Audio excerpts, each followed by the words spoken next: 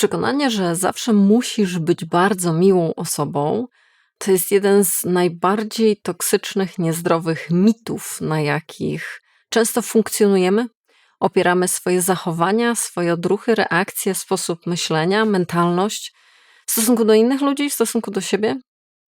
I powiem ci, że to nie jest przepis na szczęśliwe i spokojne życie.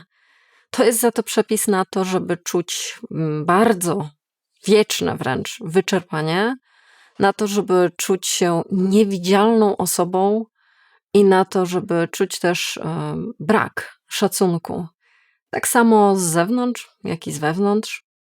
A zatem to jest naprawdę mechanizm i to jest sposób myślenia, na który warto zwrócić uwagę, poświęcić chwilę, żeby się troszkę z tymi mitami rozprawić, a przynajmniej je podważyć, tak żeby one nie miały tej silnej mocy działania na nas i wpływania na nas, tylko żeby stanąć obok, popatrzeć na nie trochę krytycznym myśleniem.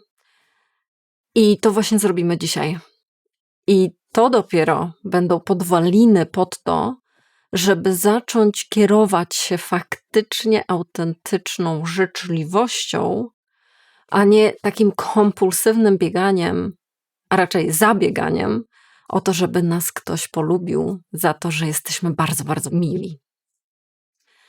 I do tego będą służyć te dzisiejsze 3 punkty. Ale na samym wstępie chciałam tylko jeszcze bardzo serdecznie podziękować za wasze wszystkie lajki, udostępnienia, za klikanie, za oglądanie i komentowanie. To bardzo lubią algorytmy, także wielkie dzięki za to, ale i także bardzo dziękuję wszystkim osobom, które zdecydowały się poprzeć, wesprzeć i docenić to, co robię poprzez platformy takie jak Patronite czy Buy Coffee. Wielkie, wielkie dzięki. I cóż, przechodzimy do mitu pierwszego. Bycie miłym sprawi, że wszyscy będą mnie lubić i szanować. Jeżeli właśnie gdzieś u siebie obserwujesz taką tendencję, żeby być tą osobą, która nigdy nie robi żadnych problemów, która gdzieś w jakiś sposób chodzi na paluszkach wokół innych ludzi, na którą można właściwie zawsze liczyć, jest taką solidną firmą i osoba, która jest ugodowa, która absolutnie unika konfliktów, tarć, jakiejś niezgody.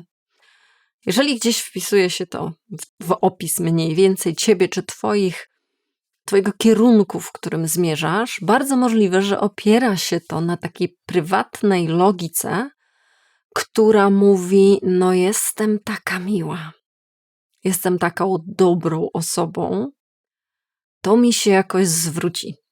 Czyli karma wraca, jakkolwiek to sobie wytłumaczysz.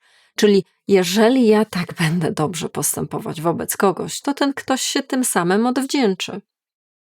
A w ten sposób zagwarantuję sobie bardzo dobre relacje. Skoro jestem takim dobrym człowiekiem, to przyciągnę samych dobrych ludzi i te moje relacje będą takie poukładane i takie życzliwe, bezkonfliktowe i bezproblemowe.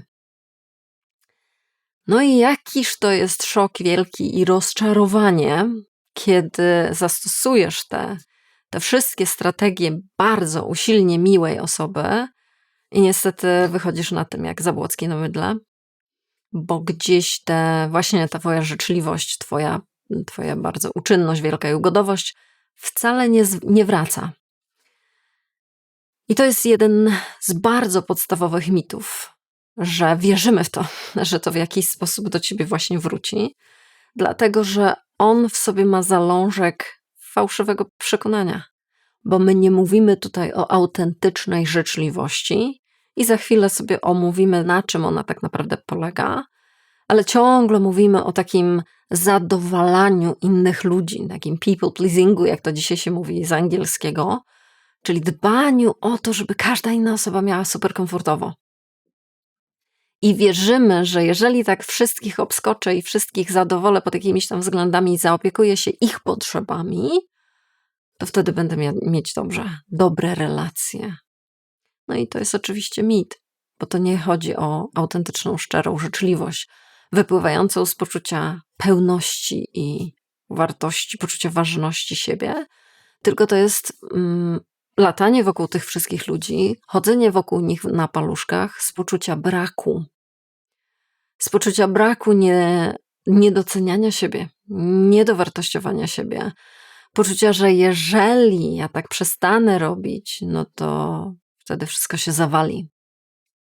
I napędzany taką motywacją przyciągasz ludzi o nie aż tak zawsze szczerych intencjach, delikatnie mówiąc. Czyli mówimy tutaj o sytuacji, gdzie ty nie stawiasz żadnych granic, gdzie ty się godzisz na wszystko, właśnie stajesz się tą niewidzialną osobą. Czyli jeżeli jest gdzieś jakaś, nie wiem, jakaś sytuacja, jakiś moment, punkt, w którym trzeba podjąć decyzję, ty mówisz, no mi obojętne, wszystko się zgadzam, to jest wszystko, wy podejmujcie decyzję, ty podejmuj decyzję, no to zapraszasz osoby, które pomyślą, o, jest ktoś, kto w bardzo łatwy sposób będzie patrzył na moje potrzeby i będzie zadowalał moje potrzeby, a ja mam tutaj absolutnie super arenę tylko na siebie. No, to zaprasza takie osoby. To nie zaprosi osób, które będą chciały stworzyć relacje na równych zasadach, tylko właśnie na asymetrycznych zasadach. A w związku z tym, w tym momencie widzimy bardzo wyraźnie, że mit, że wszyscy mnie będą lubić i szanować i liczyć się ze mną, to po prostu nie działa. To naprawdę de facto jest mit, a nie jakaś rzetelna prawda, na której można oprzeć swoje postępowanie i kierować się nią w relacjach. No i mit polega na tym, że gdzieś tutaj się niesłychanie starasz, a tak naprawdę stwarzasz warunki zapraszające osoby do tego, żeby niestety, ale wykorzystywać twój brak granic i brak szacunku wobec siebie. Uznania tego, że okej, ja się w tym równaniu też liczę. I być może gdzieś rodzi się w tym punkcie w tobie taka myśl, że no ale wtedy się stanę strasznie arogancką osobą, jeżeli tak będę mówić, co ja sądzę i gdzieś wyrażać siebie, zamiast jednak tak wygładzać te relacje, no to chcę ci uzmysłowić, że jeżeli jesteś tą osobą, która mówi ciągle nie, mnie nie bierzcie pod uwagę, mi jest wszystko obojętne, mi wszystko pasuje, to dajesz instrukcję tej drugiej strony, żeby naprawdę nie brała ciebie pod uwagę. Czasami wręcz to wypowiadając, może nie już samym zdaniem, chociaż też być może dosłownie nie bierz mnie pod uwagę, ale zachowaniem, decyzją, tonem głosu, intonacją, doborem słów na zasadzie a nie, u mnie wszystko okej, ja się na wszystko godzę. To jest sygnał, który nie buduje tego, na czym ci w pierwszym punkcie wyjścia zależało, czyli na tych fajnych, opartych na szacunku relacjach, tylko to buduje relacje, w których tego właśnie szacunku brakuje. I nie doświadczasz tego szacunku od innych, ale jednocześnie nie doświadczasz tego od siebie.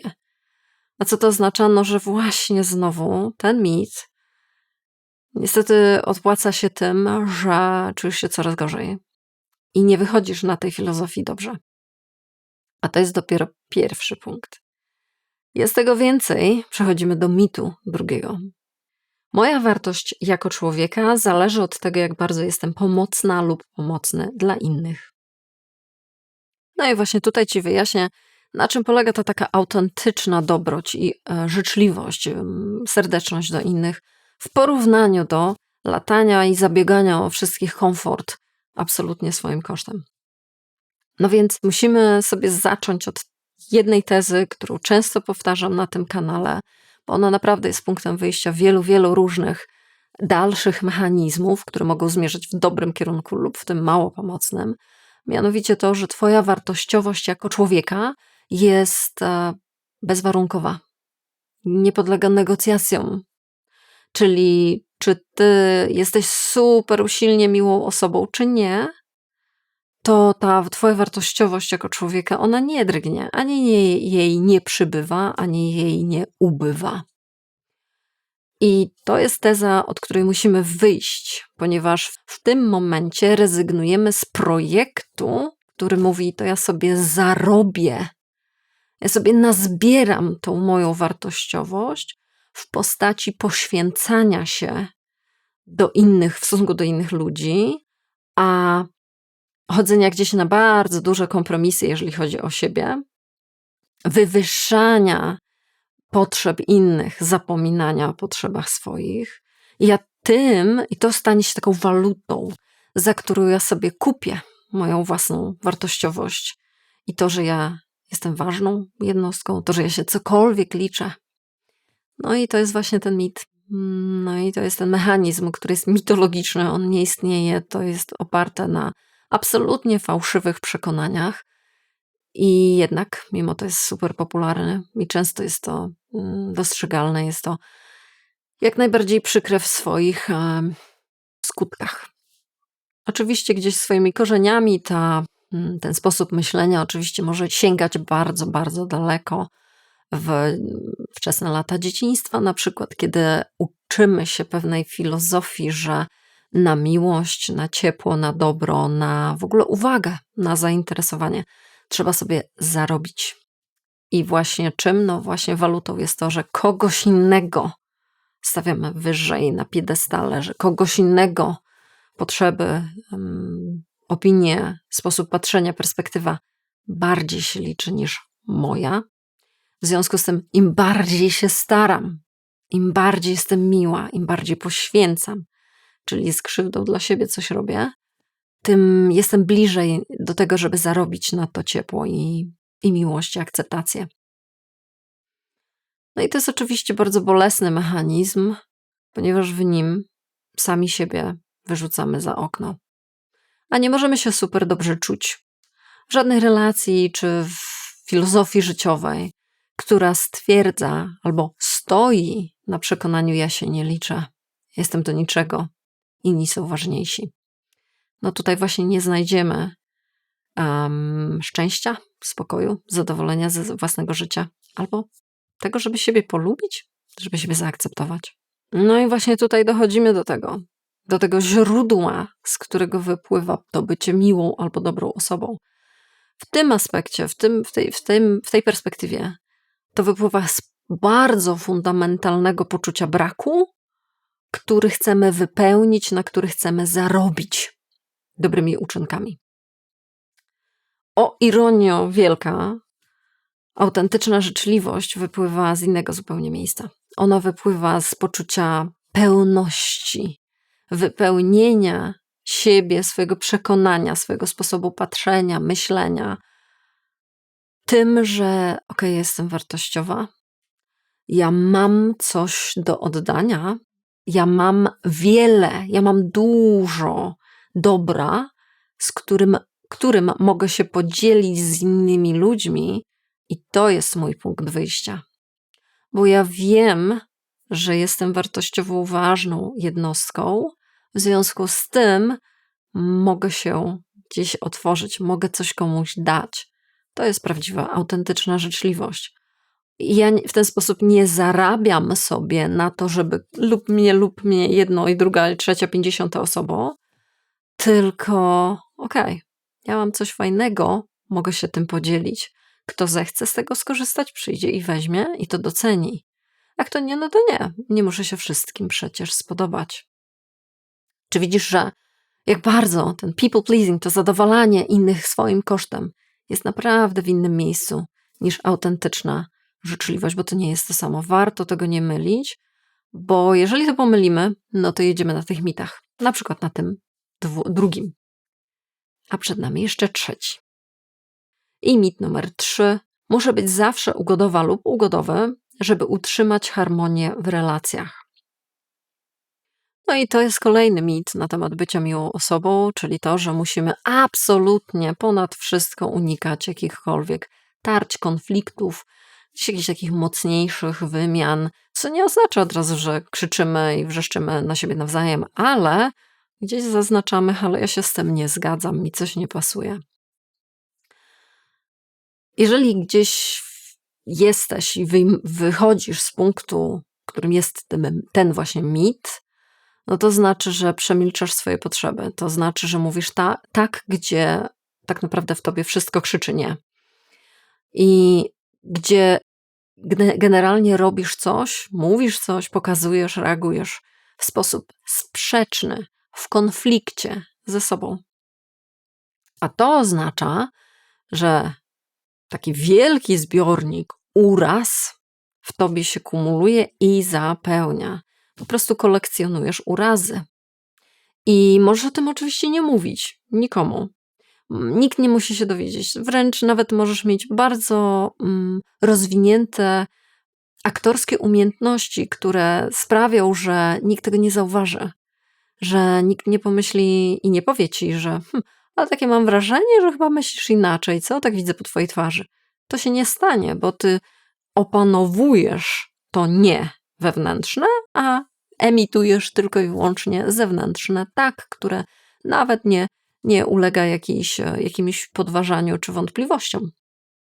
Bardzo możliwe, że właśnie w ten sposób funkcjonujesz, a ten zbiornik, uraz, to się zapełnia i zapełnia.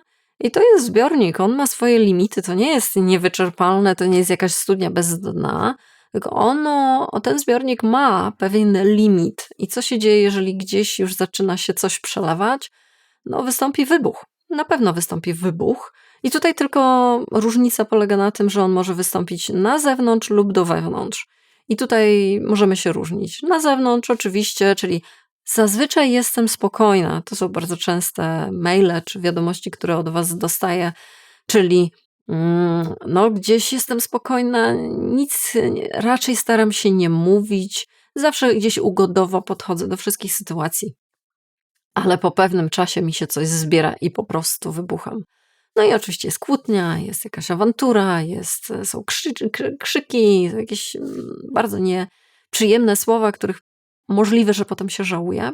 I to jest jedna opcja, kiedy ten zbiornik uraz się zapełnia, ale bardzo możliwe, że to, co jest ci bliższe, to jest wybuch do wewnątrz, czyli nie eksplozja, ale implozja. I tutaj zwróć uwagę na to, pierwsza rzecz, jak się fizycznie czujesz. Czy przypadkiem nie towarzyszą ci jakieś bóle, jakieś napięciowe bóle? Gdzieś twoje ciało ci pokazuje i wychodzą na jaw objawy psychosomatyczne, czyli napięcie, które ten zbiornik uraz produkuje, wybucha do wewnątrz, ale także możesz zwrócić uwagę na swój sposób myślenia, bo tak jak wybuch na zewnątrz, to jest gdzieś kierowana krytyka do kogoś. Ktoś się po prostu doigrał, bo ty tak długo znosiłeś lub znosiłaś cierpliwie czyjeś niestosowne zachowania, to tak wybuch do wewnątrz to jest moment, w którym możesz obserwować to, że ty się doigrałaś albo doigrałeś w odniesieniu do samego siebie, czyli włącza się wielka samokrytyka. Czyli nie krytykujesz innych, ale krytykujesz siebie. Jesteś zła na siebie. Masz pretensje do siebie. Tak czy siak, jak widzisz, to te dwie opcje nie są pomocne. To nie jest pomocne i to nie jest ten kierunek, który chcemy obrać, żeby sobie szczęśliwie i spokojnie żyć, bo ani jedno, ani drugie ci tego nie da. A więc musimy zdemaskować ten mit. Czyli dobrze jest się przyjrzeć, czy to naprawdę tak jest, że ja muszę być taką strażniczką albo strażnikiem ugodowości i tego, żeby nie było ani jednej iskierki gdzieś zgrzytu w moich relacjach, bo inaczej to będzie katastrofa, koniec świata. Innymi słowy, relacja, w której nie przewidujesz żadnej niezgody ani pozwolenia na to, żeby wyrazić swoje niezadowolenie, jakiś dyskomfort, czy właśnie niezgodę, to nie jest przepis na zdrową relację. To jest przepis na przedstawienie. Na aktorskie przedstawienie, w którym ty odgrywasz tą rolę osoby, która się zawsze zgadza, jest super miła, uprzejma, zawsze na tak i uśmiechnięta. Zawsze można na ciebie liczyć, pomimo tego, że jesteś super zmęczony lub zmęczona. To jest aktorstwo, to jest granie pewnej roli, a nie autentyczność.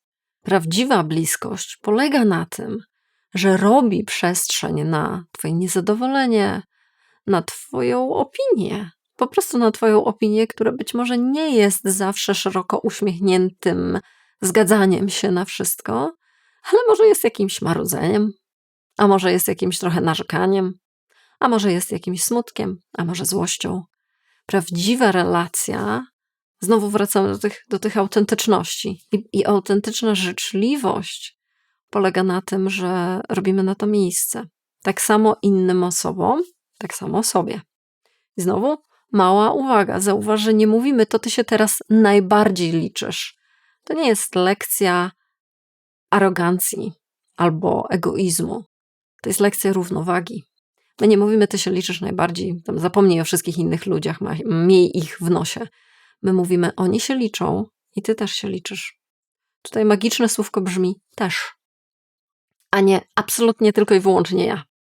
Czyli zostając gdzieś w jakimś krótkim przykładzie, jeżeli w relacji, nie wiem, najbliższej, twój partner czy partnerka ciągle coś mówi, chce, gdzieś pokazuje swoje potrzeby, a ty na wszystko się zgadzasz i zawsze mówisz, okej, dobra, robimy, okej, idziemy, okej, dobra, niech spędźmy tak tego Sylwestra, pomimo tego, że w tobie jest nie chcę, nie lubię, to nie jest moje, to ten zbiornik uraz rośnie i tam sobie kolekcjonujesz swoje urazy.